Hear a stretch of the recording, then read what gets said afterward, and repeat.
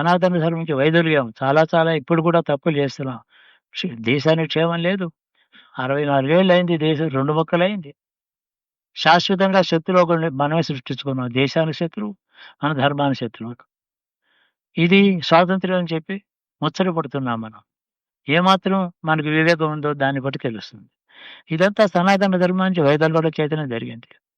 కాబట్టి ఏ కొత్త మార్గంలోకి అన్వేషించి వెళ్ళక సత్యాన్వేషణ, సనాతన ధర్మం గొప్పదనే విశ్వాసంతో వాళ్ళు ఎలా జీవించమన్నారో అలా జీవిస్తే సరి. ఎందుకంటే రాముడి కంటే గొప్పవాళ్ళమా? శ్రీకృష్ణుడి కంటే గొప్పవాళ్ళమా? భరద్వాజాదులు స్వతంత్రం వలన నేను చెప్తున్నాను కొత్త రకం నుంచి కొత్త విషయాన్ని ఎప్పుడైనా చెప్పారా?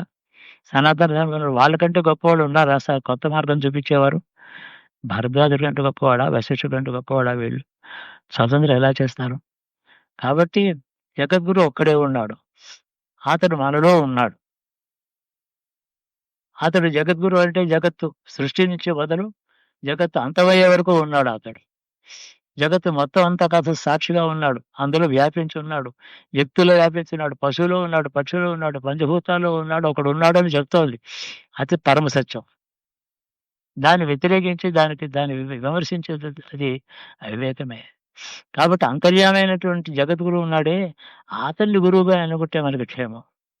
ఎవరైనా గురువు దొరుకుతాడు. ఏ మార్గంలో నడిపిస్తాడో మనకి తెలియదు. సనాతన ధర్మంలో నడిపిస్తాడా? నా క్షేమాన్ని నాకు అతను గ్యారంటీ ఇస్తాడా?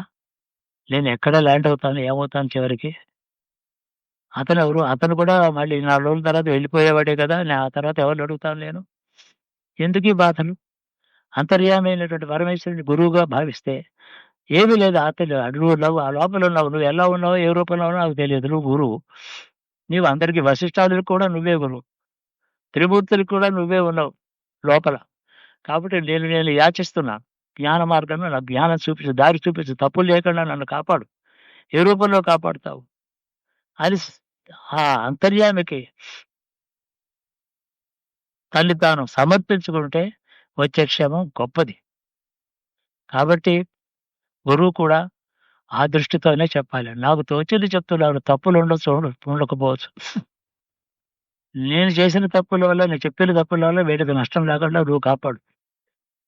ముందర నాకు మార్గదర్శనం చూపించు అని అడిగినవాడు తదహేనుడితో చెప్పినవాడు గురువు. కానీ అహంకారం వస్తుంది. నాకు ముక్కలు 4 చదువుకున్నాను. నాకు అన్నీ తెలుసు. ఆయనకేం తెలుసు, ఈయనకేం తెలుసు? ఆయన మాట వినకంటే నా మాట వినండి. ఇట్లాంటి అహంకారంతో బాధపడి అది వర్షసరు. మనుషుడు అలా ఉంటాడు. కాబట్టి ఎందుకు ఇలాంటి 1,00,000 మంది గురువులు ఎందుకు? ఒక్కడే గురువు ఉన్నాడు కదా! అంతర్యామి ఉన్నాడు కదా! అతడి కంటే అధికుడు ఎవడు లేడే. అతన్ని తెలుసుకున్న గురువులు కూడా ఎక్కడ కనపడరు. అతన్ని ఎందుకు నమ్ముకోకూడదు? కాబట్టి శివయేవ గురువు, శివుడే గురువు అని చెప్తున్నారు. ఎందుకు? అంతర్యామి కాబట్టి. అతడు లేని కాలం లేదు. పూర్వం ఎన్నో మన్వంతరాలు, యుగాలు గడిచాయి. అనేక మంది బ్రహ్మదేవులు వచ్చారు, వెళ్ళారు. ఇంద్రులు వచ్చారు, వెళ్ళారు. అంత సనాతన కాలం నుంచి నేటి వరకు అంతటా ఉన్నవాడు ఒకడు ఉన్నాడు. ఆ ఒక్కడిని శివుడని పేరెట్టుకోండి, ఆ మహావిష్ణువు అనండి, ఏ పేరు పెట్టుకున్న అంతర్యామి దర్శించుకొని చేసేటట్టయితే ఆ గురువుని నమ్ముకోవడం కోసమే మనం ఇలాంటి పర్వదినాన్ని ఒక మనసులో దృఢమైన ఒక నమ్మకంతో వచ్చి ఉత్తమమైన మార్గాన్ని ఎన్నుకొని ఇక నా జీవితం ఈ మార్గంలోనే ఉంటాను. ఎవరేం చెప్పినా వింటాను. ఇదే చివరి మాట. అవునో కాదో అందులో సత్యం నాకు నచ్చింది గ్రహిస్తాను. అందరికీ నమస్కారం చేస్తాను. అందరికీ చేతిలో పండు పెడతాను. అందరికీ నమస్కరిస్తాను. కానీ ఎవరు పరమ సత్యం చెప్తున్నారో అంటే ఏకంస్థ విప్రహ బహుధా అని చెప్పి సత్యం తెలిసిన వాళ్ళే రకరకాల భాషలతో మాట్లాడారు. బ్రహ్మ వస్తువుని తెలిసిన వాళ్ళే వాళ్ళు బ్రహ్మజ్ఞానులే. అయినా వాళ్ళు బోధించే భాషలో తేడా వచ్చింది. ఏకవిసత్ ఒకటే సత్యం ఉంది. పెద్దలు వాళ్ళ భాషలో తేడాలుంటాయి. భాషలో తేడా ఉంటుంది కానీ భావం ఒకటే. అందుకని ఎన్ని ఉపనిషత్తులు ఎందుకు? ఒక ఉపనిషత్తు చాలదా? 1000 ఉపనిషత్తులు ఎందుకు? ఒక ఉపనిషత్తు చాలే. అనేక మంది మహర్షులు అనేక భాషల్లో దాని గురించే తిరిగి మళ్ళీ చెప్తూ వచ్చారు. కాబట్టి ఏ భాషలో విన్నప్పటికీ ఆ సత్యాన్ని గురించి వాళ్ళు చెప్తూ ఉన్నంతసేపు వినొచ్చు. ఇదంతా సత్యం కాదని చెప్పి ఏ ఉపనిషత్తులోనూ కూడా ఇతర ఉపనిషత్తులు ఖండించలేదు. వేదంలో ఏ భాగాన్ని ఖండించలేదు, ఏ సిద్ధాన్ని ఖండించలేదు. అన్ని ఉపనిషత్తులు ఒక వస్తువుల గురించి మాట్లాడాయి. అది ఒక సత్యానికి అనేక భాషలు. అట్లాంటి జ్ఞానంతో ఉన్నటువంటి మహర్షులందరూ ఏ మార్గాన్ని అనుసరించారో, ఏ సనాతన ధర్మంలో మహర్షులు, యోగులందరూ వెళ్ళారో, యుగకర్తలు ఏ మార్గంలో వెళ్ళారో, అవతార పురుషులు ఏ మార్గంలో వెళ్ళారో, ఆ మార్గం కంటే ఉత్తమ మార్గం ఒకటి లేదు. అది నా దృఢమైన విశ్వాసం. అలాగా భావించి ఈ గురు పూర్ణిమ, గురు పూజ ఒక వ్యక్తిని గురువుగా భావిస్తారు. ఏమంటే సనాతన ధర్మంలో గురువున్నారు. వీళ్ళందరూ గురువులు కదా! అంటే సనాతన ధర్మంలో ఉండే గురువే గురువు. అందుకనే గురు బ్రహ్మ, గురు విష్ణు, గురుదేవ మహేశ్వర. బ్రహ్మ, విష్ణు, మహేశ్వరులు సనాతన ధర్మంలో వేదమందు ఉన్నటువంటి పరమ పురుషులు వాళ్ళు. వాళ్ళే ఈ సృష్టికి ఆధారం. ఈ ముగ్గురు ఎవరి హృదయంలో ధ్యానించబడి అనుగ్రహించారో అతడు గురువు. ఈ ఇతర మార్గాల్లో వెళ్ళిన వాళ్ళకి బ్రహ్మ లేదు, విష్ణువు లేదు, శివుడు లేదు. వాళ్ళ స్వతంత్ర మార్గమే వాళ్ళకుంది. కాబట్టి గురువు అంటే ఈ సృష్టిలో, ఈ పురాణ గాథలో, ఈ ఈ గాథలో, ఈ మార్గంలో, ఈ వేద మార్గంలో ఎవరు తాను సాధన చేస్తున్నాడో, ఆ సాధన మార్గం ఇలా సాధన చేస్తున్నాను. నాకింతవరకు ఈ అనుభవం అయింది. నువ్వు కూడా కావాలంటే నా మార్గంలో ఉండు అని చెప్తే హితబోధది. నేను నిన్ను రక్షిస్తాను. వేరే భావంతో అక్కర్లేదు, నేను ఉన్నాను కదా! అని చెప్పడం చేత మోసపోతాడు ప్రజలు. అలా ఎవరికీ చెప్పే అధికారం లేదు. సత్యానికి దూరమైనటువంటి వాక్కు ఎవరు చెప్పినా అది ఆత్మహత్యా పాతకం లాంటిదది. అసత్యం తెలిసి సత్యం కాని విషయాన్ని ఏదైనా ఎవడైనా చెప్తే ఆత్మహత్య చేసుకున్నట్టు అని చెప్పారు. కాబట్టి అంటే తనకు అపకారమే చేసుకుంటున్నాడు మనిషి. సనాతన ధర్మమే నమ్మాలి. దాని మార్గంలోనే ఉండాలి. తెలిసిన ధర్మాన్ని పాటించడం నిత్య జీవితంలో పరీక్షలొస్తాయి. చాలా డబ్బు నా దగ్గర ఉంటుంది. ఒక పేదవాడొచ్చి చేసి అమ్ముతాడు. లోభత్వం అడ్డం వస్తుంది. వాడేదో అడుగుతాడు. ఇవ్వలేను నేను. ఇవ్వగలిగిన దాంట్లో 100వ వంతు కూడా ఇవ్వలేను. లోభత్వం అడ్డం వస్తుంది. అదో తప్పు. లేదా ఒకడి మీద నాకు అసూయ ఉంటుంది. వాడి యోగక్షేమాలు నేను సహించలేను. వాడు బాగుంటే సహించలేను. అదొక తప్పు. ఇలాగ తెలిసినంత మట్టుకు ఎన్ని తప్పులున్నాయో మన వల్ల అప్పటికప్పుడు పరిహారం చేసుకుంటూ, పరిశుభ్రం చేసుకుంటూ, ఇల్లెప్పుడు శుభ్రంగా ఎలా పెడతామో అంతఃకరణ శుభ్రంగా కాపాడుకుంటూ, అంతర్యామిని రక్షించమని వేడుకుంటుంటే అతడు ఆ అనుభవాలు గొప్పగా ఉంటాయి. మిగతావన్నీ కూడా మానవ నిర్మాణం అది. వేదం మానవ నిర్మాణం కాదు. ఈశ్వరు యొక్క వాక్కు బ్రహ్మలోకం నుంచి బ్రహ్మ వాక్కు కిందకి వచ్చింది తపస్సులో. వాళ్ళు విన్నారు, అది చెప్పారు. అందుకే శృతి అని పేరొచ్చింది. వేదానికి మహర్షులు కూడా కర్తలు కాదు, రచయితలు గారు వాళ్ళు. విన్నది చెప్పారు. తపస్సులో విన్నది. ఒక మాట వినాలంటే ముందర మనకు మౌనం చేత కావాలి. నేనే గట్టిగా వాగుతూ ఉంటే ఏం వినిపిస్తుంది నాకు? మౌనం చేతవ్వాలి. మౌనం అంటే అఖండమైన మౌనం. ఏది కూడా శబ్దం వినపడకుండా నేను కోరుకున్న సత్యం వినపడేదాకా అందులో కూర్చోవడం. అది యోగం అది. చాలా గొప్ప విషయం. ఆ మౌనం పాటించడం ఎంతో కష్టం. కళ్ళు మూసుకొని, నోరు మూసుకుంటే కూడా తన మాటలతోనే తను అందరికి ఉపన్యాసం చెబుతున్న మాటలు తనకే వినిపిస్తూ ఉంటాయి మనసులో. అది మౌనం కానే కాదది. కాబట్టి అనేక అత్యద్భుతమైన ఒక మౌనాన్ని యోగ సమాధిలో వాళ్ళు కూర్చున్నారు. అడిగారు, మాకు సత్యం చెప్పు అని బ్రహ్మదేవుని గురించి. అక్కడికి వినబడిన సత్యం అంతా వేదం అయింది. అంతకన్నా గొప్ప సిద్ధాంతం ఎవరు కనుక్కున్నవారు ఎవరు లేరు. ఈ భారతదేశంలో పూర్వం పుట్టాయి, ఇప్పుడు పుడుతున్నాయి కొత్త కొత్త మార్గాలు. కానీ అందరికీ నేను మోక్ష మార్గం చూపిస్తానని చెప్పడం చేత భ్రాంతి పడుతున్నారంతా.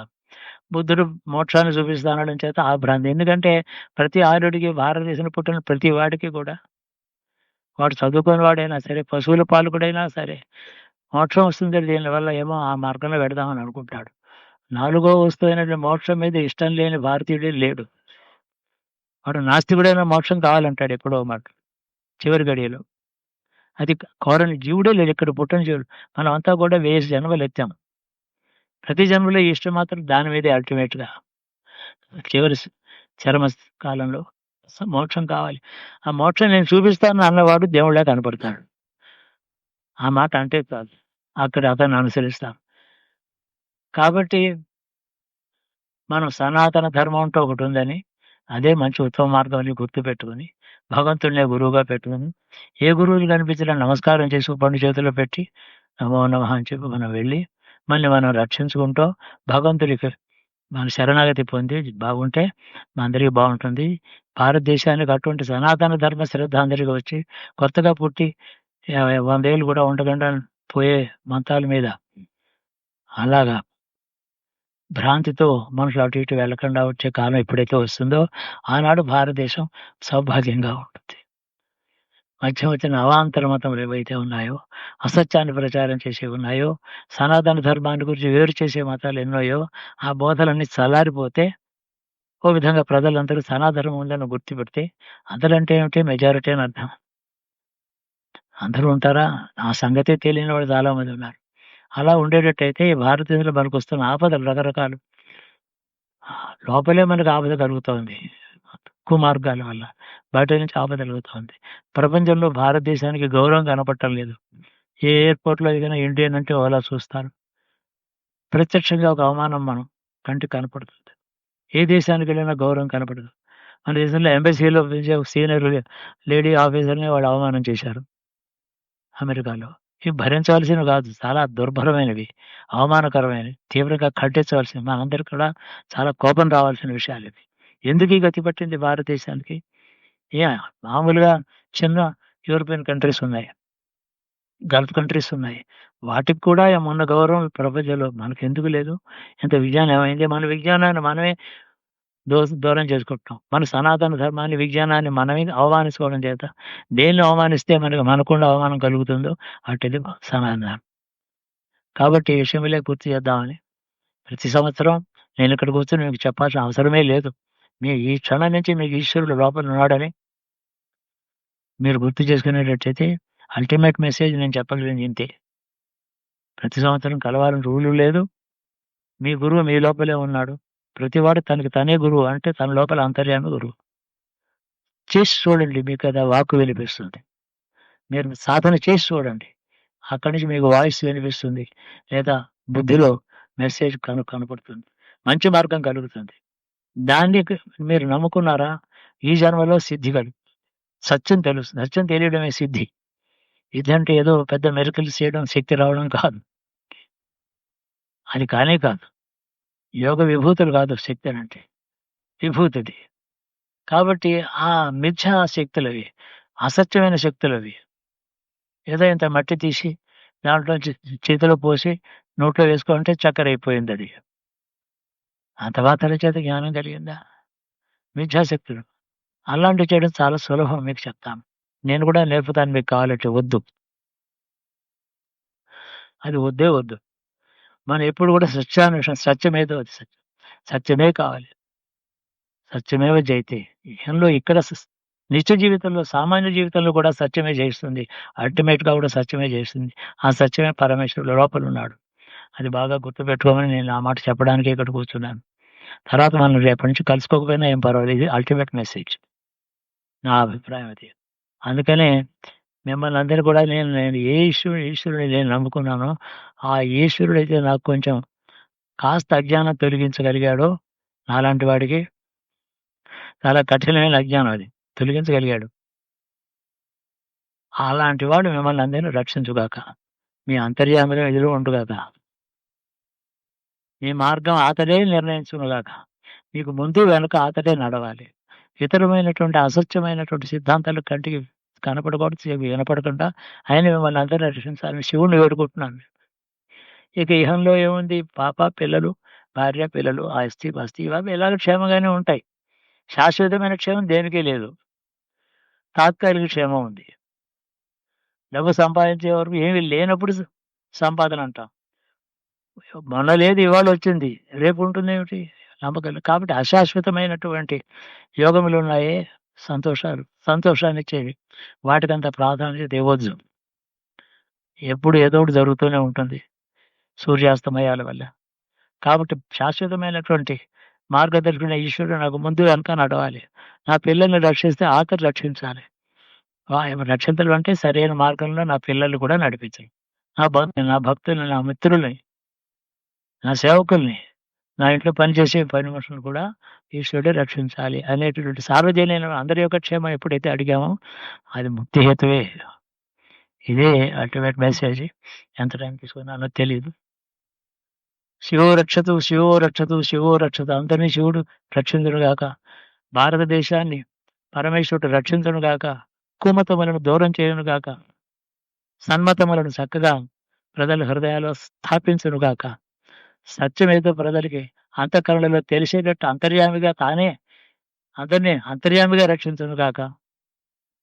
తప్పుడు మార్గంలో మోసపోయి వెళ్ళేవాడని సరైన మార్గంలోకి ఆయనే తీసుకురావాలి అని ఆయన వేడుకుంటున్నాను. మీకందరికీ శుభాకాంక్షలు. శుభం భూయాత్.